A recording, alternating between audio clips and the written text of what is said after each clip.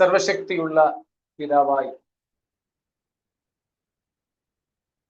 സകല കാണപ്പെടുന്നവയുടെയും കാണപ്പെടാത്തവയുടെയുമായ സൃഷ്ടാവും പരിപാലകനുമായ നമ്മുടെ പിതാവായ ദൈവത്തിന് സ്തോത്രവും സ്തുതിയും അർപ്പിക്കുന്നു. സകലത്തെയും തന്റെ ശക്തിയുള്ള വചനത്താൽ വഹിക്കുന്ന നമ്മുടെ കർത്താവായ യേശുക്രിസ്തുവിന്റെ നാമത്തിലുള്ള സ്നേഹ അഭിവാദനങ്ങളെ ഏവർക്കും ആദരവോടും സ്നേഹത്തോടും കൂടെ അറിയിക്കട്ടെ. നമുക്ക് 1-2 ദിവസത്തെ ഇടവേളയ്ക്ക് ശേഷം പിന്നെയും എബ്രായ ലേഖനം 1-ാം അധ്യായം 1, 2, 3 വാക്യങ്ങളിലേക്ക് നമ്മുടെ ശ്രദ്ധ കൊണ്ടുപോകേണ്ടതിന് ദൈവം അവസരം നൽകിയതിനായിട്ട് സ്തോത്രം ചെയ്യുന്നു.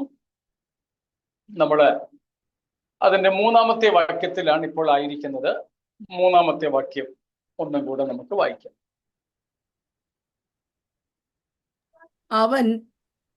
അവന്റെ തേജസ്സിന്റെ പ്രഭയും തത്വത്തിന്റെ മുദ്രയും സകലത്തെയും തന്റെ ശക്തിയുള്ള വചനത്താൽ വഹിക്കുന്നവനും ആകൊണ്ട് പാപങ്ങൾക്ക് പരിഹാരമുണ്ടാക്കിയ ശേഷം ഉയരത്തിൽ മഹിമയുടെ വലത്ത് ഭാഗത്ത് ഇരുന്നു.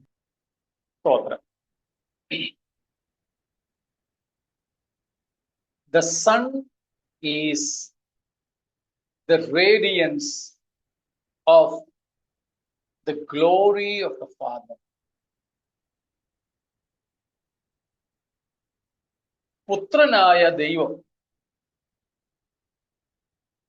പിതാവായ ദൈവത്തിന്റെ തേജസ്സിന്റെ പ്രഭയാണ്,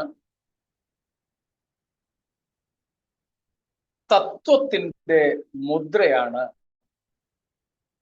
എന്ന 2 ആശയങ്ങളാണ് യേശുക്രിസ്തുവിന്റെ ആളത്വത്തെ കുറിച്ച് നാം ഇപ്പോൾ ഇവിടെ പഠിച്ചുകൊണ്ടിരിക്കുന്നത്. ഇന്നുകൊണ്ട് ആ ഭാഗം നിർത്തി അതിൻ്റെ ബാക്കി ഭാഗത്തേക്ക് പ്രവേശിക്കുവാൻ കർത്താവിൽ ആഗ്രഹിക്കുന്നു. നാം അതിൽ കണ്ടു കഴിഞ്ഞതാണ് കർത്താവായ യേശു ക്രിസ്തു ദൈവപുത്രൻ,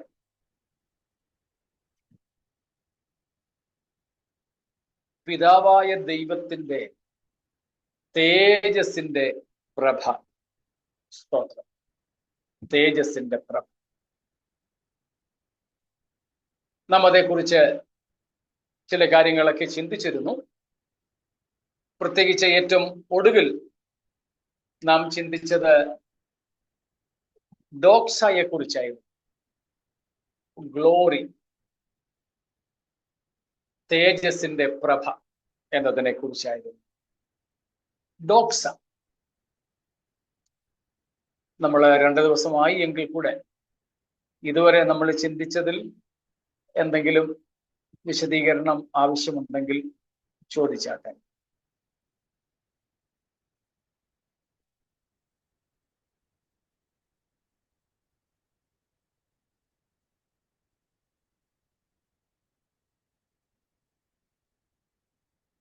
ഒന്നുമില്ല എന്ന് കരുതുന്നു. സ്തോത്രം. പുതിയ നിയമഭാഷയിൽ അഥവാ ഗ്രീക്കിൽ ഡോക്സ, DOXA. പഴയ നിയമഭാഷയിൽ നമുക്കേറെ പരിചയമുള്ള ഷെക്കേന അല്ലെങ്കിൽ ഷെക്കീന എന്നൊക്കെ പറയും. ഇംഗ്ലീഷിൽ പലപ്പോഴും ഷെക്കീന, KINAH എന്നാണ്. SHEKI. ചിലര് ഷെക്കേന CHE എന്നും പറയാറുണ്ട്. കിട്ടിയില്ല, കട്ടായി പോയി, മുറിഞ്ഞുപോയി. എല്ലാവർക്കും മുറിഞ്ഞോ?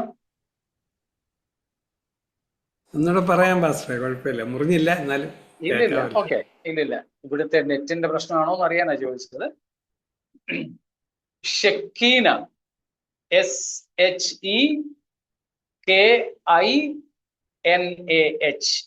ഷെക്കീന. മലയാളത്തിൽ പൊതുവെ നമ്മൾ ഷെഖേന എന്നാണ് പറയാറുള്ളത്. ചിലരതിനെ ഷെഖേന എന്ന് തന്നെ ഉച്ചരിക്കാറും എഴുതാറുമുണ്ട്. അതുകൊണ്ട് ഷെക്കീന എന്നോ ഷെഖേന എന്നോ ഒക്കെ നമുക്ക് പറയാം, കുഴപ്പമില്ല. എന്നാൽ ഷെഖേന എന്ന പദം നമുക്ക് ബൈബിളിൽ കാണാനായിട്ട് കഴിയത്തില്ല കേട്ടോ. ഷെഖേന എന്ന പദം നമുക്ക് ബൈബിളിൽ കാണുവാൻ കഴിയില്ല. നമ്മൾ കണ്ടിരുന്നു ഷെഖേന എന്ന പദത്തിന്റെ അർത്ഥം ഡ്വെല്ലിംഗ് പ്ലേസ് എന്നുള്ളതാണ്. ടു ഡ്വൽ, വാസസ്ഥലം അഥവാ വസിക്കുക എന്നുള്ളതാണെന്ന് നമ്മൾ കാണുകയുണ്ടായി. സ്തോത്രം. അതുകൊണ്ട് ദൈവത്തിന്റെ വാസസ്ഥലം, ദൈവം വസിക്കുന്ന ഇടം എന്നൊക്കെയാണ് അതിന് അർത്ഥമായിട്ട് വരുന്നത്. സ്തോത്രം. ഷെഖേന. അപ്പം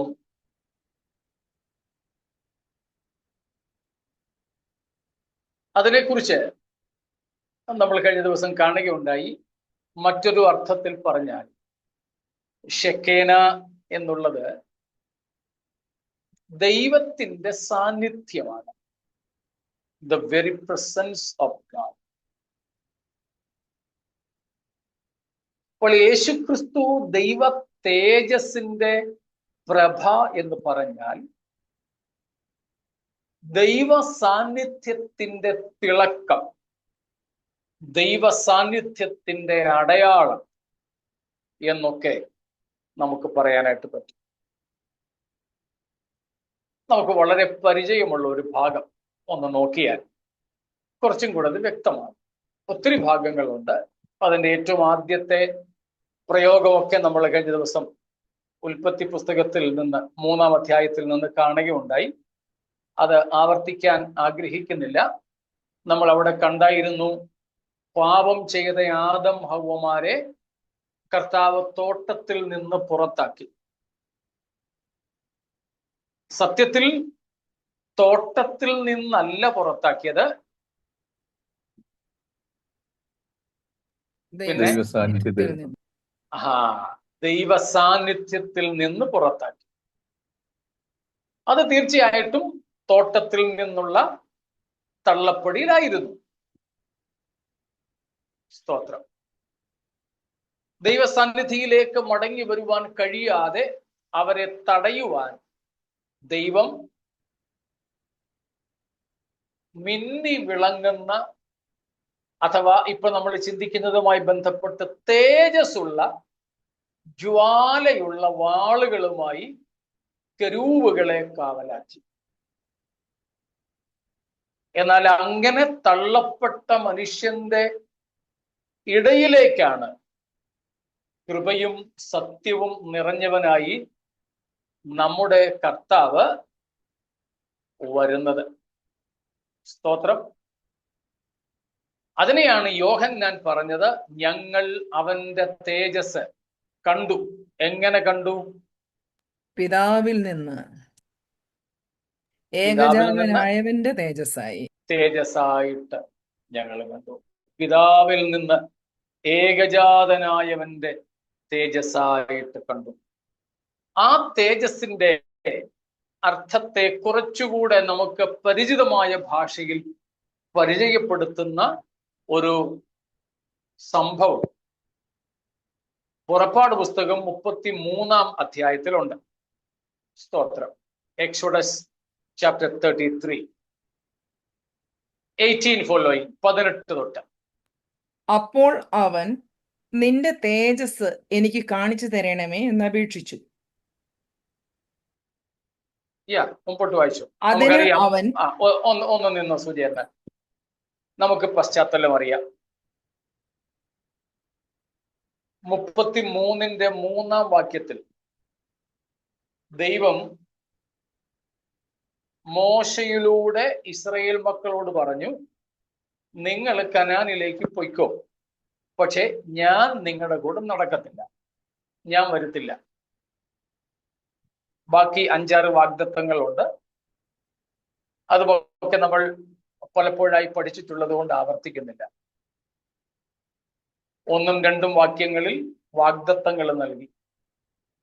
5ഓ 6ഓ വാഗ്ദത്തങ്ങളുണ്ട്. പക്ഷെ 3ആം വാക്യത്തിൽ വന്നപ്പോൾ ദൈവം പറഞ്ഞു, ഞാൻ നിങ്ങളുടെ കൂടെ നടക്കില്ല. അതായത് ഞാൻ നിങ്ങളുടെ കൂടെ വരത്തില്ല, നിങ്ങൾ പൊക്കും. ഇസ്രായേൽ കരഞ്ഞു. 15ആം വാക്യത്തിൽ മോശ പറഞ്ഞു, നീ എന്നോടുകൂടെ അല്ലെങ്കിൽ നിന്റെ സാന്നിധ്യം എന്നോടുകൂടെ പോരുന്നില്ലെങ്കിൽ ഞങ്ങളെ ഇവിടെ നിന്നും പുറപ്പെടുവിക്കരുത്. നീ ഞങ്ങളുടെ കൂടെ പോരുന്നതാണ് ഞങ്ങളുടെ ഏറ്റവും വലിയ വിശേഷത. 16ആം വാക്യത്തിൽ പറഞ്ഞു. അപ്പോൾ ദൈവം മോശയോട് ഭയങ്കര വൈകാരികമായിട്ട് ഇടപെട്ടതുപോലെ തോന്നിപ്പോകും നമുക്ക്. എനിക്ക് നിന്നോടങ്ങ് കൃപ തോന്നിയിരിക്കുന്നു. കൃപ തോന്നിയിരിക്കുന്നു. ആ ഞങ്ങൾ ഹിന്ദിയിൽ പറഞ്ഞാൽ മൗക്കെ കാ ഫായദ ഉഠായ, ആ അവസരം മുതലെടുത്തുകൊണ്ട് മോശ ദൈവത്തോട് പ്രാർത്ഥിക്കുകയാണ്. സ്തോത്രം. 18ആം വാക്യത്തിൽ നമ്മൾ കേട്ടത്, നിന്റെ തേജസ് എനിക്ക് കാണിച്ചു തരണമേ. അപ്പോൾ ദൈവത്തിന്റെ തേജസ്സിന് വേണ്ടി, തേജസ് കാണുന്നതിന് വേണ്ടി, തേജസ് മോശയ്ക്ക് കാണിച്ചു കൊടുക്കുന്നതിന് വേണ്ടി മോശ ദൈവത്തോട് പ്രാർത്ഥിക്കുക. എന്തുവാ ഈ തേജസ്? ഒരു വെളിച്ചം കാണിക്കണം എന്നാണോ മോശ പ്രാർത്ഥിച്ചത്?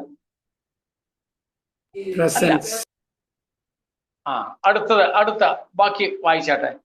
അതിന് അവൻ, ഞാൻ എൻ്റെ മഹിമയൊക്കെയും നിന്റെ മുമ്പാകെ കടക്കുമാറാക്കി യഹോവയുടെ നാമത്തെ നിന്റെ മുമ്പാകെ ഘോഷിക്കും.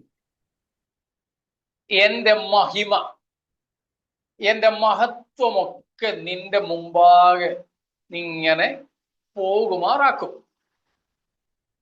ദൈവത്തിന്റെ നാമത്തെയും നിന്റെ മുമ്പിൽ ഘോഷിക്കും. എന്നിട്ടോ, കൃപ ചെയ്യുവാൻ എനിക്ക് മനസ്സുള്ളവനോട് ഞാൻ കൃപ ചെയ്യും, കരുണ കാണിപ്പാൻ എനിക്ക് മനസ്സുള്ളവനോട് ഞാൻ കരുണ കാണിക്കുമെന്ന് അരുളി ചെയ്തു.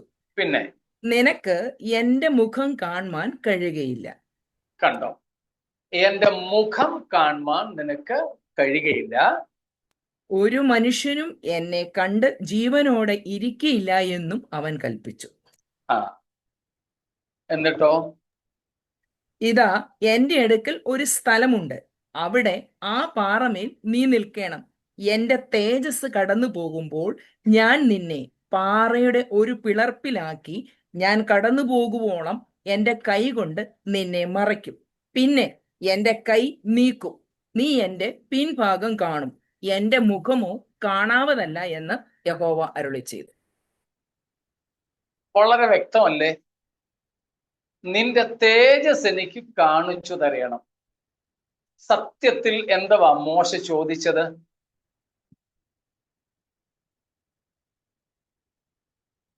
ദൈവത്തെ കാണണമെന്ന്. അത്രേ ഉള്ളൂ. ദൈവമേ, അങ്ങയുടെ മുഴു മഹത്വത്തോടെ, യോഹന്നാന്റെ ഭാഷയിൽ പറഞ്ഞാൽ അങ്ങ് ആയിരിക്കുന്നത് പോലെ എനിക്ക് അങ്ങയെ ഒന്ന് കാണണം. സ്തോത്രം. So here glory means the glorious God himself, the very glorious person of God himself.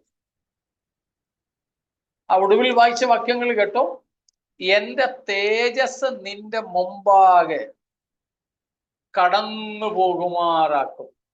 എന്നിട്ട് അടുത്തത് പറയുന്നു, ഞാൻ കടന്നുപോയ ശേഷം. അപ്പോൾ എന്റെ തേജസ് എന്ന് പറഞ്ഞാൽ എന്തുവാ? ഞാൻ തന്നെ. യെസ്.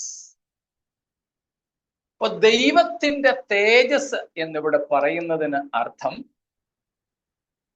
ദൈവത്തിന്റെ സാന്നിധ്യം എന്ന് വെച്ചാൽ ദൈവം തന്നെ എന്ന് അർത്ഥം.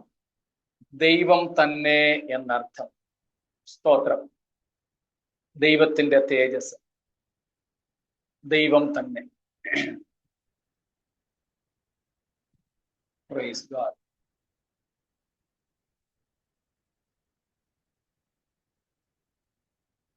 It is God's presence, God's glory. It's not actually goodness. The very majesty. എന്നിട്ടാണ് പറയുന്നത്, എന്റെ മുഖം നിനക്ക് കാണാവതല്ല. ആരെങ്കിലും എന്നെ ഞാൻ ഇരിക്കും പോലെ കണ്ടാൽ പിന്നെ അവൻ ജീവിച്ചിരിക്കത്തില്ല.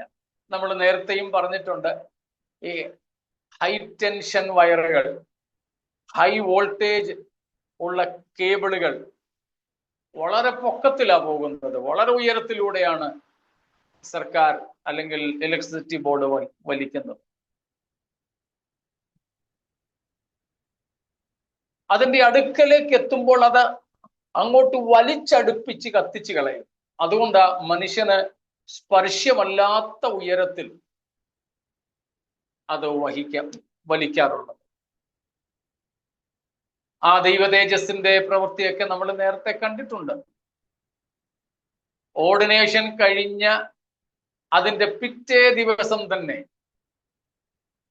ഓർഡിനേഷൻ കിട്ടിയ 2 യുവ പാസ്റ്റർമാര്, പ്രസിഡന്റിന്റെ മക്കൾ മരിച്ചു പോയതൊക്കെ നമുക്കറിയാം. മനസ്സിലായി കാണുമല്ലോ. അഹരോനെയും കുടുംബത്തെയും കരപൂരണം ചെയ്ത് ഒരാഴ്ചത്തെ ഓർഡിനേഷൻ ശുശ്രൂഷകൾ, നമ്മുടെ ഭാഷയിൽ ഓർഡിനേഷൻ ശുശ്രൂഷ എന്ന് പറയാം കേട്ടോ, മനസ്സിലാകാൻ വേണ്ടി. ഒരാഴ്ച നീണ്ടു നിന്ന ഓർഡിനേഷൻ ശുശ്രൂഷയൊക്കെ കഴിഞ്ഞിട്ട് ഭയങ്കര സന്തോഷത്തോടെ ഇറങ്ങി അഹരോന്റെ മക്കൾ 2 പേരും കൂടെ ദൈവസന്നിധിയിലേക്ക് ചെന്നതാ. അന്യാഗ്നി കത്തിച്ചത് കൊണ്ട് 2 പേരും അവിടെ തന്നെ മരിച്ചു വീണു. 50,070 പേർ ദൈവത്തിന്റെ പെട്ടകത്തെ നോക്കിയത് കൊണ്ട് മരിച്ച കാര്യം 1 ശമൂവേലിന്റെ പുസ്തകം 6-ാം അധ്യായത്തിൽ നമ്മൾ വായിച്ചിട്ടുണ്ട്. അത് തന്നെയാണ് ഇവിടെ മോശയോട് പറയുന്നത്, എന്റെ മുഖം കാണാവതല്ല. സ്തോത്രം. അപ്പോൾ ഇവിടെ ദൈവ തേജസ് എന്ന് പറഞ്ഞാൽ തേജോമയനായ ദൈവം തന്നെ. അങ്ങനെയെങ്കിൽ യേശുക്രിസ്തു, സ്തോത്രം, ദൈവ തേജസ്സിന്റെ പ്രഭ എന്ന് പറഞ്ഞാൽ, സ്തോത്രം, എന്താണ് അതിന്റെ അർത്ഥം?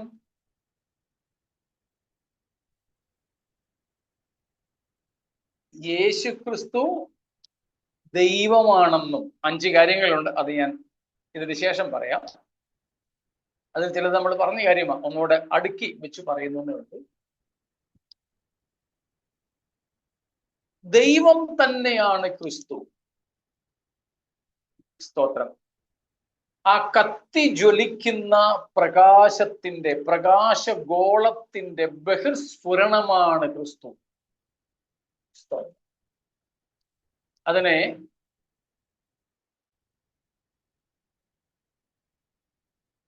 ആർണോൾഡ് ഷെഷിന എന്ന് പറയുന്ന ഒരാള് പറഞ്ഞിരിക്കുന്നത് ഇങ്ങനെയാണ്: the visible manifestation of the presence of God. The glory is the visible manifestation of the presence of God. ദൈവ സാന്നിധ്യത്തിന്റെ ദൃശ്യമായ ഒരു പ്രദർശനമാണ്, വെളിപ്പാടാണ് ഈ തേജസ്. It is the majestic presence or manifestation of God in which he descended to dwell among men. മനുഷ്യരോട് കൂടെ വസിക്കേണ്ടതിന് ദൈവം ഇറങ്ങി വരുന്ന ദൈവത്തിന്റെ പ്രത്യക്ഷതയാണ്, മഹത്വകരമായ പ്രത്യക്ഷതയാണ് തേജസ്. എന്തിനാ വരുന്നേ? മനുഷ്യരോടുകൂടെ പാർക്കുവാൻ, ടു dwell among men. സ്തോത്രം. അദ്ദേഹം പറയുന്നു, whenever the invisible God becomes visible and whenever the omnipresence of God is localized, this is the Shekinah glory. Whenever the invisible God becomes visible and whenever the omnipresence of God is localized, this is the Shekinah glory. എന്താണ് ഈ ഷെക്കേന മഹത്വം അഥവാ ഷെക്കേന തേജസ് എന്ന് പറഞ്ഞാൽ, അതായത് അദൃശ്യനായ ദൈവം ദൃശ്യമായ മണ്ഡലത്തിലേക്ക് വരികയോ, സ്തോത്രം, സർവവ്യാപിയായ ദൈവത്തിന്റെ സാന്നിധ്യം ഒരു പ്രാദേശിക തലത്തിലേക്ക് പ്രത്യക്ഷപ്പെടുകയോ ചെയ്യുന്ന അവസ്ഥയാണ്. എന്നോടെ പറയാം, അദൃശ്യനായ ദൈവം ദൃശ്യമായ നിലയിലേക്ക് തന്റെ സാന്നിധ്യത്തെ വെളിപ്പെടുത്തുകയോ, സർവവ്യാപിയായ ദൈവം ഒരു പ്രാദേശികമായ നിലയിൽ തന്റെ സാന്നിധ്യത്തെ വെളിപ്പെടുത്തുകയോ ചെയ്യുന്നതിനെയാണ് ദൈവത്തിന്റെ ഷെക്കേന മഹത്വം എന്ന് വിളിക്കുന്നത്, അല്ലെങ്കിൽ പറയുന്നത്. The invisible God becomes visible and the omnipresent God presents himself locally, a localization of the omnipresence of God. സർവവ്യാപിയായ ദൈവത്തിന്റെ സാന്നിധ്യം ഒരു പ്രാദേശിക തലത്തിൽ വരുന്നെന്ന് പറയുമ്പം ദൈവം വേറെ എങ്ങും ഇല്ലെന്ന് കരുതരുത്. അവിടെ ദൃശ്യമായ നിലയിൽ വെളിപ്പെടുത്തുന്നു എന്ന് മാത്രമേ ഉള്ളൂ. ഇതിനെയാണ് ഷെക്കേന ഗ്ലോറി എന്ന് പറയും. ഇവിടെ അതാണ് സംഭവിച്ചിരിക്കുന്നത്. എന്തുവാ? അദൃശ്യനായ ദൈവത്തെ പുത്രൻ തന്റെ സാന്നിധ്യത്തിലൂടെ മനുഷ്യർക്ക് വെളിപ്പെടുത്തി കൊടുത്തു. സ്തോത്രം. സർവവ്യാപിയായ ദൈവത്തിന്റെ സാന്നിധ്യം ഇപ്പോൾ എവിടെ ലോക്കലൈസ് ആയിട്ട് കാണാം? പലസ്തീനിൽ, ഗലീലയിൽ, യഹൂദ്യയിൽ, കഫർനഹൂമിൽ, ലാസറിന്റെ വീട്ടിൽ,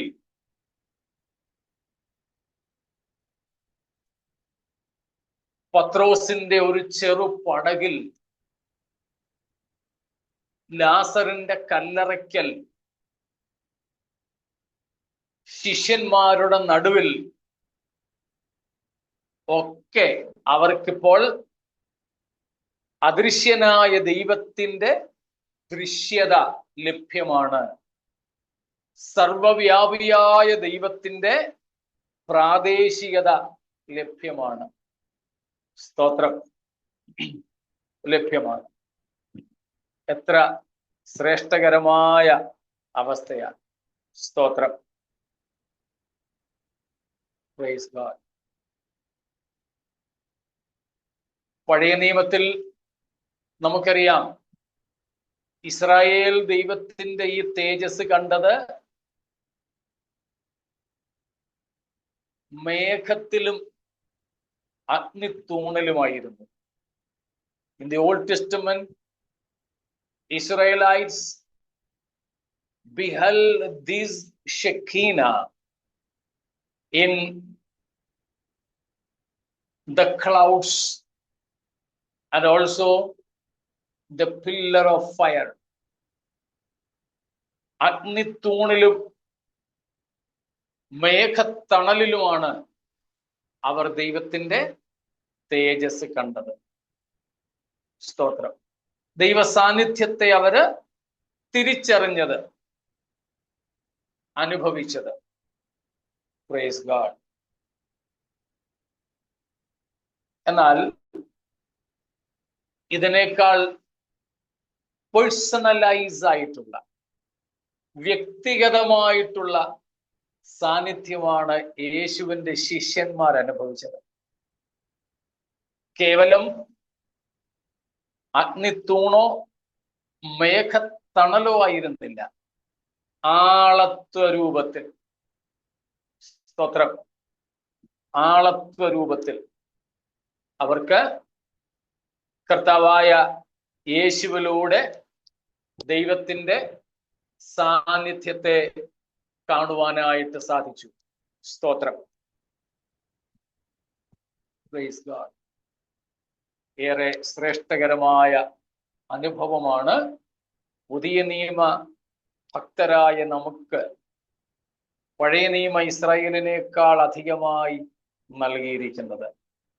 ഇനിയും നമുക്കൊരു സാധ്യതയുള്ളതും ഇതിലും എത്രയോ ശ്രേഷ്ഠമാണ്, അല്ലേ? The utmost possibility we have in and through Christ. യേശു ക്രിസ്തുവിലൂടെ നമുക്കുള്ള ഒരു അനന്ത സാധ്യത. സ്തോത്രം. നമുക്ക് ഓർമ്മ കാണുമല്ലോ,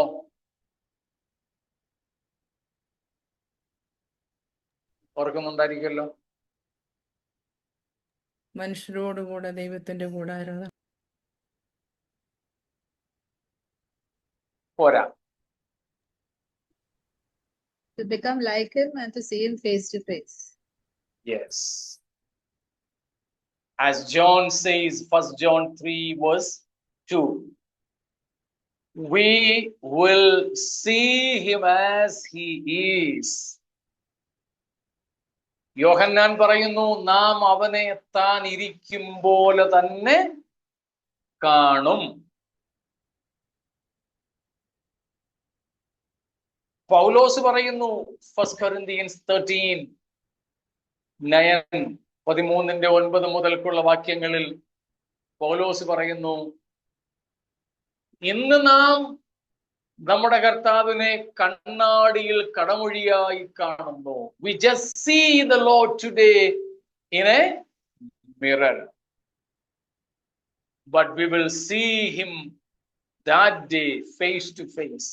അന്നോ നമ്മൾ അവനെ മുഖാമുഖം കാണും. പൗലോസ് പറയുന്നതും യോഹന്നാൻ പറയുന്നതും ഒന്ന് തന്നെ. സ്തോത്രം. സ്തോത്രം. യൂദായും അത് തന്നെ പറയുന്നു.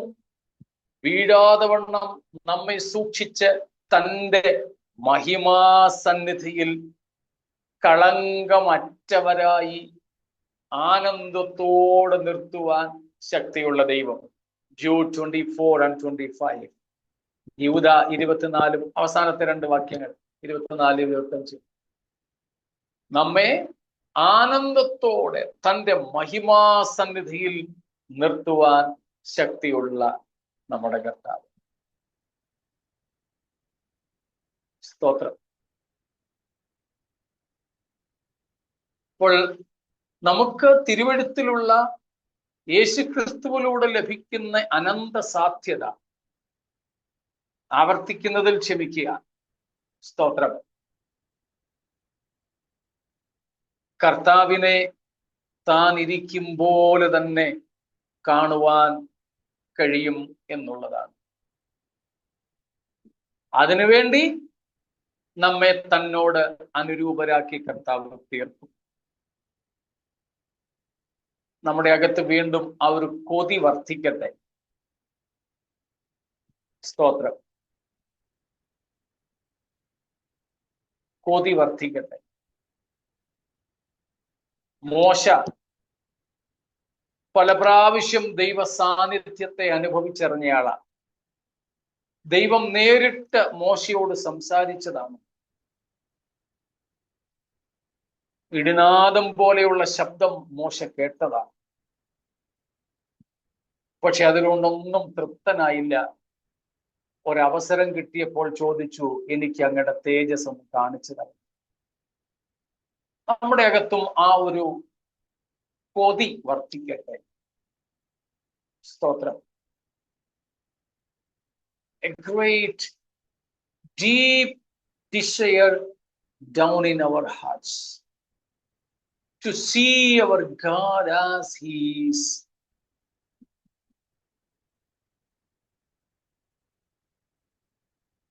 നമ്മൾ കഴിഞ്ഞ ചില ദിവസങ്ങൾക്ക് മുമ്പ് തമിഴ്നാട്ടിൽ നടന്ന ഒരു ഹൃദയഭേദകമായ സംഭവം കണ്ടതും കേട്ടതും വായിച്ചു നോക്കിയാണ്. ഒരു പുതിയ രാഷ്ട്രീയ പാർട്ടി രൂപീകരിച്ച ഒരു സിനിമാ നടന്റെ പ്രസംഗവേദിയിലേക്ക് ആയിരക്കണക്കിന് ആൾക്കാർ ഇടിച്ചു കയറിയത് അവരുടെ പാർട്ടിക്കാരൊന്നുമല്ല, അദ്ദേഹത്തിന്റെ ആരാധക വൃന്ദമായിരുന്നു. തമിഴ്നാട്ടിൽ സിനിമാ നടന്മാർക്കും നടിമാർക്കും ദൈവീകത കൽപ്പിക്കുന്ന ഒരു പാരമ്പര്യമുണ്ട്. MGR ആയാലും ജയലളിത ആയാലും ഒക്കെ നമുക്കറിയാവുന്ന കാര്യം. അവരെ അറിയാത്ത, അവർക്ക് വേണ്ടി ഒന്നും ചെയ്തിട്ടില്ലാത്ത, അവരുടെ കാശ് കൊണ്ട് സമ്പന്നരാകുന്ന ഈ സെലിബ്രിറ്റീസ്, ഈ താരങ്ങൾ, അത് രാഷ്ട്രീയ ലോകത്തായാലും കായിക ലോകത്തായാലും സിനിമാ ലോകത്തായാലും ഒക്കെ അങ്ങനെ തന്നെയാണ്. അവരെ ഒന്ന് നോക്കാൻ, അടുത്തൊന്ന് കാണാൻ, ഒന്ന് തൊട്ടു നോക്കാൻ, ഉരുമി നിൽക്കാൻ, കൂടെ നിന്നൊരു സെൽഫി എടുക്കാനൊക്കെ ആൾക്കാർ കാണിക്കുന്ന ഭ്രാന്ത് നമുക്കറിയാം. അയ്യോ, അവരെ അറിയാത്ത, അവർക്ക് വേണ്ടി ഒന്നും ചെയ്യാത്ത ഈ മനുഷ്യരെ നേരിട്ട് കാണാൻ ഈ ജനത്തിന് എത്ര കൊതി. എന്നാൽ ഒന്നോർത്ത് നോക്കിക്കേ, സ്തോത്രം, അടുത്തു കൂടാത്ത വെളിച്ചത്തിൽ വസിക്കുന്ന കർത്താധി കർത്താവും ദൈവാധി ദൈവവുമായ നമ്മുടെ ദൈവം, തേജോമയനായവൻ, സർവാംഗ സുന്ദരൻ, നമ്മെ വ്യക്തിപരമായി അറിയുന്നവൻ, നമ്മെ ആഴത്തിൽ സ്നേഹിക്കുന്നവൻ, അനാദികാലം മുതൽ നിത്യസ്നേഹം കൊണ്ട് നമ്മെ സ്നേഹിച്ചവൻ, തൻ്റെ ഏകജാതനായ പുത്രനെ പോലും നമുക്കെല്ലാവർക്കും വേണ്ടി ഏൽപ്പിച്ചു തന്നവൻ, ആ നമ്മുടെ ദൈവത്തെ നമുക്ക് നേരിട്ട് താൻ ഇരിക്കും പോലെ തന്നെ മുഴുമഹത്വത്തോടെ കാണാൻ കഴിയുന്ന ഒരു സാധ്യത എത്ര ശ്രേഷ്ഠകരമാണ്. അതൊക്കെ നാം ഇങ്ങനെ ഓർത്ത് ആ സാധ്യതകളെ അയവിറക്കണം. സ്തോത്രം. കർത്താവ് അതിനു വേണ്ടി നമ്മെ സഹായിക്കട്ടെ എന്ന് ആഗ്രഹിച്ച് പ്രാർത്ഥിച്ച് ആ തേജസ് എന്നുള്ള ആ ഭാഗം വിടുവാനായിട്ട് ആഗ്രഹിക്കുന്നു. അത് all that is in his being, this glory means everything, all that God is in his being and in his nature, in his character, power and acts. അപ്പോൾ ഈ ഗ്ലോറി എന്ന് പറഞ്ഞാൽ നമുക്ക് ഇങ്ങനെ ചുരുക്കാം അതിനെ. Everything that God is in his being. ദൈവത്തിന്റെ ആളത്വത്തിൽ എന്തെല്ലാം ഉണ്ടോ അതെല്ലാം കൂടെ ഉൾപ്പെടുന്ന ഒന്നാണ് ഈ തേജസ്. In his nature, in his character, and in his acts and in his power.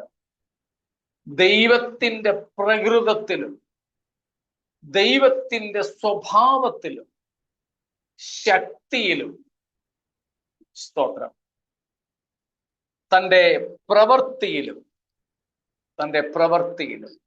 എന്തെല്ലാമാണോ ദൈവം, അതെല്ലാം കൂടെ ഉൾപ്പെടുന്നതിനെയാണ് ദൈവത്തിന്റെ തേജസ് എന്ന് പറയുന്നത്. ഈ അർത്ഥത്തിൽ വേണം നമ്മൾ റോമർ 3:23 മനസ്സിലാക്കേണ്ടത്. നമ്മൾ ചിന്തിച്ചിട്ടുള്ളതാണ്, എല്ലാവരും പാപം ചെയ്തു, ദൈവ തേജസ് ഇല്ലാത്തവരായി തീർന്നു. All have sinned and become short of the glory of God. Glory of God. ആ ഗ്ലോറി ഓഫ് ഗോഡ്, ആ തേജസ് എന്ന് പറഞ്ഞത് നമ്മൾ നേരത്തെ പറഞ്ഞു വിട്ടിട്ടുണ്ട്. വെറുതെ മനുഷ്യൻ ഉടുത്തിരുന്നെന്ന് പറയുന്ന ഒരു തേജസ് അല്ല, പകരം തേജോമയനായ ദൈവത്തിന്റെ സാന്നിധ്യം തന്നെയാണ്. മനുഷ്യനെ പ്രകാശിപ്പിച്ചുകൊണ്ടിരുന്നത് ദൈവത്തോടുള്ള തങ്ങളുടെ സാമീപ്യമായിരുന്നു. സ്തോത്രം. മനുഷ്യന് സ്വയം പ്രകാശിക്കാൻ സാധ്യമല്ല. ദൈവത്തിൽ നിന്നുള്ള പ്രകാശമാണ് മനുഷ്യനുണ്ടായിരുന്നത്. അത് ദൈവത്തോട് അടുത്തിരുന്നപ്പോൾ, കർത്താവിൽ നിന്നും അകന്നപ്പോൾ ആ തേജസ് നഷ്ടപ്പെട്ടു. എന്ന് വെച്ചാൽ തേജോമയനായ ദൈവത്തിന്റെ സാന്നിധ്യം തന്നെയായിരുന്നു ആ തേജസ്. സ്തോത്രം. ഒരു മാഗ്നറ്റ്, ഒരു കാന്തത്തിൽ പിടിച്ചിരിക്കുന്ന ഒരു സേഫ്റ്റി പിന്നോ ഒരു ബ്ലേഡോ ഒരു ഇരുമ്പിന്റെ ചെറിയ കഷ്ണം ആ കാന്തത്തോടെ പറ്റിയിരിക്കുന്നിടത്തോളം കാലം ആ സേഫ്റ്റി പിന്നിലും ആ ഇരുമ്പിന്റെ കഷണത്തിലും കൂടെ കാന്തിക ശക്തി പ്രവഹിക്കും. ആ കാന്തം ഈ സേഫ്റ്റി പിന്നുമായുള്ള ബന്ധം വിച്ഛേദിച്ചാൽ പിന്നീട് ഈ സേഫ്റ്റി പിന്നിനൊരു കാന്തികതയും ഇല്ല എന്നതുപോലെ ദൈവത്തോടുള്ള സഖിത്വം നഷ്ടപ്പെട്ടതിനെയാണ് അത് കാണിക്കുന്നത്. അത് നമുക്ക് തിരികെ ലഭിക്കുകയാണ് ക്രിസ്തുവേശുവിലൂടെ. സ്തോത്രം. ക്രിസ്തുവേശുവിലൂടെ. അപ്പൊ തേജസ് എന്നുള്ളത് നാം ഇവിടെ കണ്ടു. ദൈവം തന്നെ. സ്തോത്രം. അപ്പോൾ ദൈവ തേജസ്സിന്റെ പ്രഭയാണ് ക്രിസ്തു എന്ന് പറഞ്ഞാൽ ദൈവത്തിന്റെ ആസ്തികതയുടെ തെളിവ്, the very proof and the very statement, the very declaration of the very being and existence of God. സ്തോത്രം. ഇത്രയും വ്യക്തമാണല്ലോ. എന്തെങ്കിലും ചോദ്യങ്ങൾ?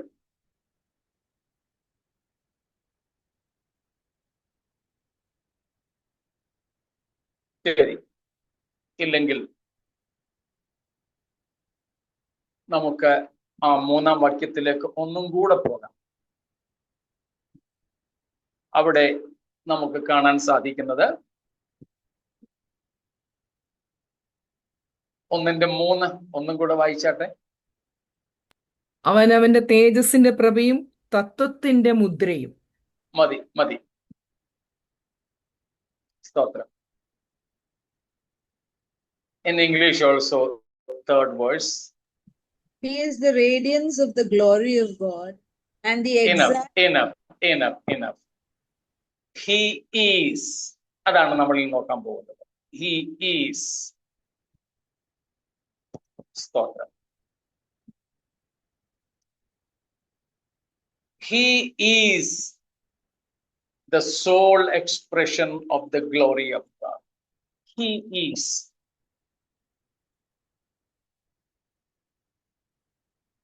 അത് നിങ്ങൾ ചിലരൊക്കെ കേട്ട് കാണും. ഞങ്ങളുടെ ലിറ്റിൽ ഫ്ലോക്ക്, ഞങ്ങളുടെ വാശിയിലുള്ള കർത്താവിന്റെ ചെറിയ ആട്ടിൻകൂട്ടം, ഓക്കെ, ഞങ്ങളെ കൊച്ചു ആട്ടിൻകൂട്ടത്തിൽ പല ആവർത്തി പഠിച്ച ഒരു വിഷയമായിരുന്നു I am statements of Christ. യേശു ക്രിസ്തുവിന്റെ ഞാനാകുന്നു എന്ന പ്രഖ്യാപനങ്ങൾ.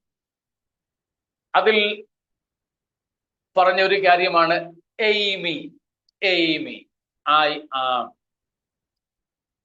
I exist എന്നാണ് അതിന്റെ അർത്ഥം. എയ്മി. ഇവിടെ നമ്മൾ കാണുന്നത് the son is, he is, horn അല്ലെങ്കിൽ ഓൺ എന്നാണ്. HON അല്ലെങ്കിൽ ON, ഓൺ, ഹോൺ. ഗ്രീക്കിൽ അവിടെ കൊടുത്തിരിക്കുന്നത് ഈ ഒരു പദമാണ്. അതായത് present participle of aiming, present participle of aiming.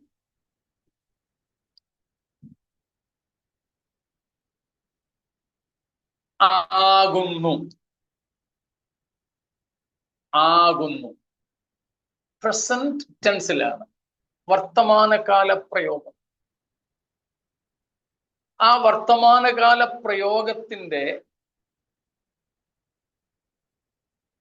അർത്ഥം എന്തല്ല എന്താണ് എന്ന് പറഞ്ഞ് നമുക്ക് നിർത്താം. He is.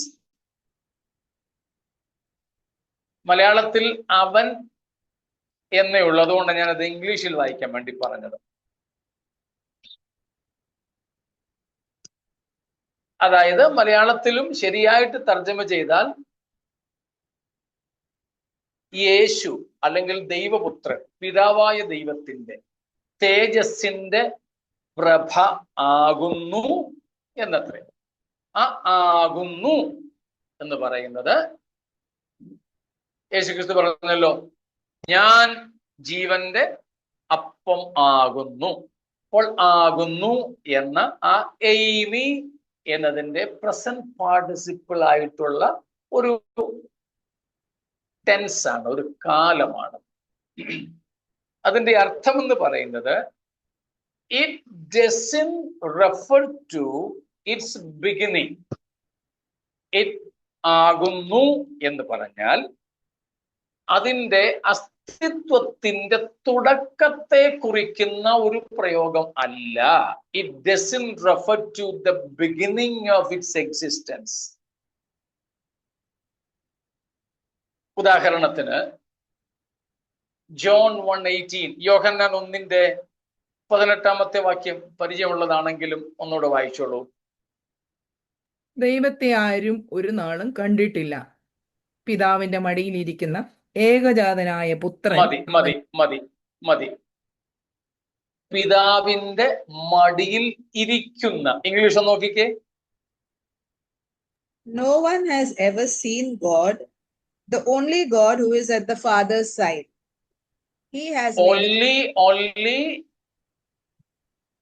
God who is at the Father's side. who is at the Father's side, ya Father's bosom. Who is, കണ്ടോ അവിടെയും മലയാളത്തിൽ ഇരിക്കുന്ന, who is. അപ്പം മലയാളത്തിൽ അവിടെ പിതാവിന്റെ മടിയിൽ ഇരിക്കുന്ന, അതും ഏത് കാലമാണ് ഉപയോഗിച്ചിരിക്കുന്നത്? വർത്തമാനകാലം. വർത്തമാനകാലം. ഇരിക്കുന്ന, ഇരുന്ന എന്നല്ല, ഇരിക്കുന്ന എന്ന് പറഞ്ഞാൽ ഇപ്പോഴത്തെ സ്ഥിതിയാണ്. പിതാവിന്റെ മടിയിലിരിക്കുന്ന, who is at the presence or bosom of the Father. Who is. അവിടെയും നമ്മൾ who is എന്നോ which is എന്നോ ഒക്കെ നമ്മൾ കൊടുത്തു. അവിടെ കാണുന്നതിന്റെ അർത്ഥം the one who has always been with the Father എന്നാണ്. അതിന്റെ ഗ്രീക്ക് ടെക്സ്റ്റിന്റെ അർത്ഥം ആ ഈസ് ആകുന്നു, ഇരിക്കുന്ന എന്ന വർത്തമാനകാലത്തിന്റെ ആ പ്രയോഗം, അതിന്റെ അർത്ഥം വരുന്നത് who has always been with the Father. ഇപ്പോൾ മാത്രം ഇരിക്കുന്നവൻ എന്നർത്ഥമല്ല അവിടെ. ഗ്രീക്കിലെ ഗ്രാമർ പ്രയോഗത്തിൽ വരുന്നത് ഇപ്പോൾ ഇരിക്കുന്ന എന്നർത്ഥമല്ല, പിതാവിനോട് കൂടെ പണ്ട് മുതലേ ഉണ്ടായിരുന്നതും ഇപ്പോഴും ഉള്ളവനുമായവൻ എന്ന അർത്ഥമാണ്. സ്തോത്രം.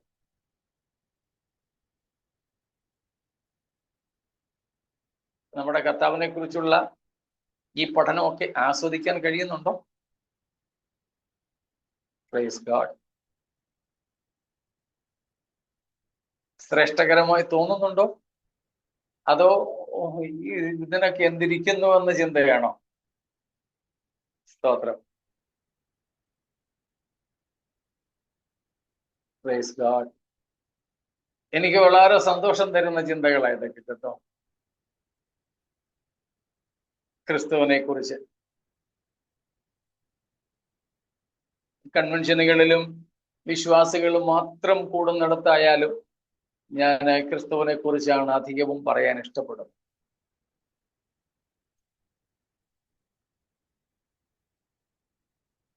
സ്തോത്രം.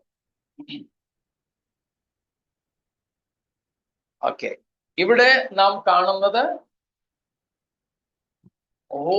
On Yahon, who is, that means the one who has always been with the Father. That means there was no time when that one began to be with the Father. There was no time. Praise God. That is, the Son is eternal Son of God who is coexistent with the Father. പിതാവിനോട് കൂടെ ഈ പുത്രൻ ഇരിക്കാൻ തുടങ്ങിയ ഒരു കാലം ഇല്ലായിരുന്നു. എന്ന് വെച്ചാൽ ഈ പുത്രൻ ഈ പിതാവിനോട് കൂടെ പിതാവ് എന്നു മുതലുണ്ടോ അന്ന് മുതൽ തന്നെ ഉണ്ടെന്നർത്ഥം. പിതാവിനോട് കൂടെ ഇല്ലാതിരുന്ന, പുത്രൻ ഇല്ലാതിരുന്ന ഒരു കാലം ഇല്ലായിരുന്നു. പിതാവിനോടുകൂടെ പുത്രൻ ഇരിക്കാൻ തുടങ്ങിയ ഒരു കാലം ഇല്ല. പിതാവ് എന്നു മുതലുണ്ടോ അന്നു മുതലേ പുത്രൻ പിതാവിനോടൊപ്പമുണ്ട്.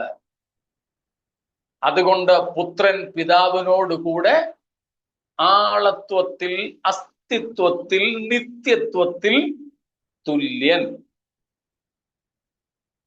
ആ ഹി ഈസ് എന്ന പ്രയോഗം പോലും വളരെ ആഴത്തിലുള്ളതാണ്.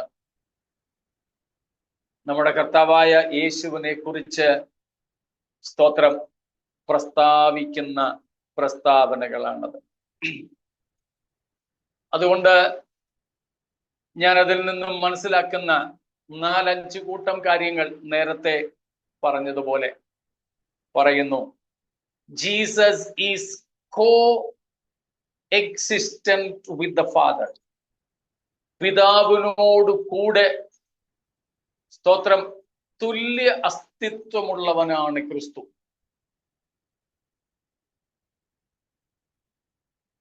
These two phrases of chapter 1 verse 3 speak about the very eternity of Christ. യേശു ക്രിസ്തുവിന്റെ eternality of Christ. യേശു ക്രിസ്തുവിന്റെ നിത്യത്വത്തെ വിശദീകരിക്കുന്ന രണ്ട് പ്രയോഗങ്ങളാണ്.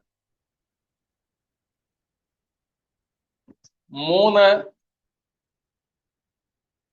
it speaks about the eternal sonship and therefore eternal fatherhood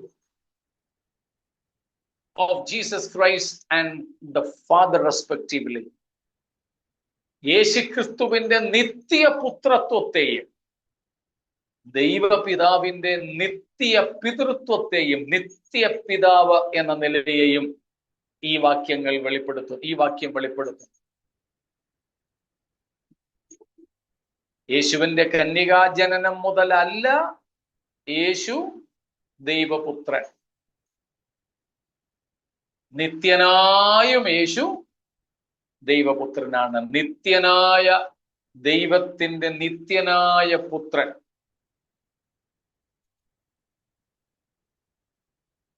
ആ വിഷയത്തിൽ ഞാൻ കത്തോലിക്കരെയും സല്യൂട്ട് ചെയ്യുന്നു.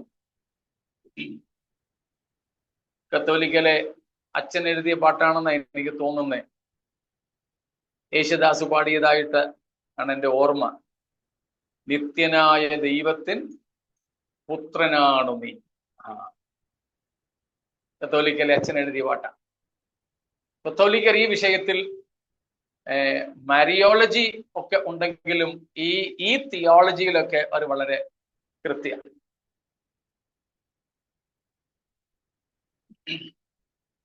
അവരുടെ തിയോളജിയിൽ നിന്നും മാറി കാര്യങ്ങൾ വന്നാൽ അവർ ഉടനെ പിടിക്കുകയും ചെയ്യും. പക്ഷെ നമ്മുടെ ഇടയിൽ അത്രയും പോരാ. നമ്മുടെ ദൈവശാസ്ത്രം നമ്മുടെ ആൾക്കാർക്ക് തന്നെ വലിയ പിടുത്തമില്ല. അങ്ങനെ ഒരു പഠിപ്പീര് നമ്മുടെ ഇടയിൽ ഇല്ലെന്ന് തന്നെ വേണമെങ്കിൽ പറയാം. പോട്ടെ, അങ്ങോട്ട് ഞാൻ പോകുന്നില്ല. 4ാമത്തെ കാര്യം, these phrases or these statements about Jesus show or corroborate the deity of Christ. യേശു ക്രിസ്തുവിന്റെ ദൈവത്വത്തെ സ്ഥിരീകരിക്കുന്ന കാര്യമാണ്. സ്തോത്രം. 5, യേശു ക്രിസ്തുവും പിതാവും ഒന്നാണെന്നും അപ്പോൾ തന്നെ പിതാവിൽ നിന്ന് പുത്രൻ വ്യതിരിക്തനായ മറ്റൊരു വ്യക്തിയാണെന്നും വ്യക്തമാക്കുന്നു.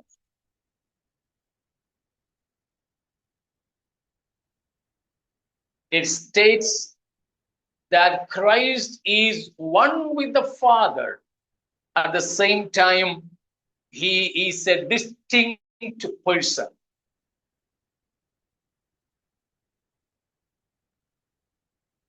അപ്പം കുറഞ്ഞപക്ഷം ഈ 5 കൂട്ടം കാര്യങ്ങളെങ്കിലും ഈ 2 പ്രയോഗങ്ങളിൽ നിന്നും നമുക്ക് മനസ്സിലാക്കാം. സ്തോത്രം. ഇവയെ സ്ഥിരീകരിക്കുന്ന ചില വാക്യങ്ങളും കൂടെ പറഞ്ഞിട്ട് നിർത്താം.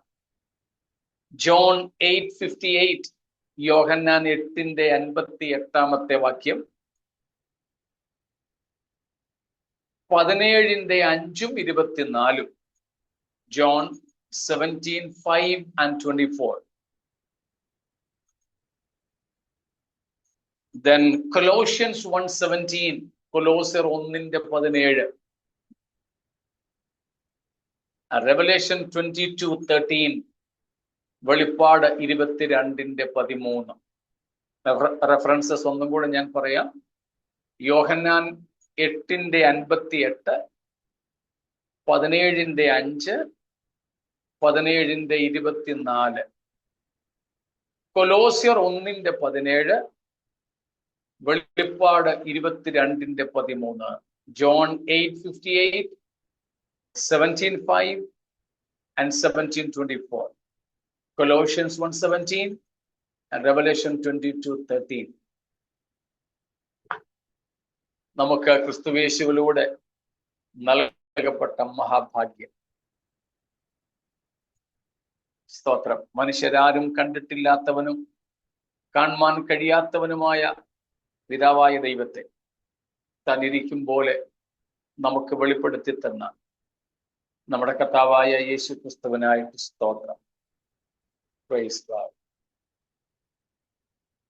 ആ വലിയ വെളിപ്പാടോടുകൂടെ നമ്മുടെ ശിഷ്ടകാലം ക്രിസ്തുവിനോടുള്ള വിധേയത്വത്തിൽ നമ്മുടെ കർത്താവിനെ താൻ ഇരിക്കും പോലെ തന്നെ കാണുവാനുള്ള സാധ്യതയെ മുൻപിൽ കണ്ട് പ്രത്യാശയോടെ ജീവിക്കുവാൻ നമ്മെ തന്നെ നമുക്ക് സമർപ്പിക്കാം. ഈ വചനങ്ങളാൽ ദൈവം നമ്മെ അനുഗ്രഹിക്കുമാറാകട്ടെ.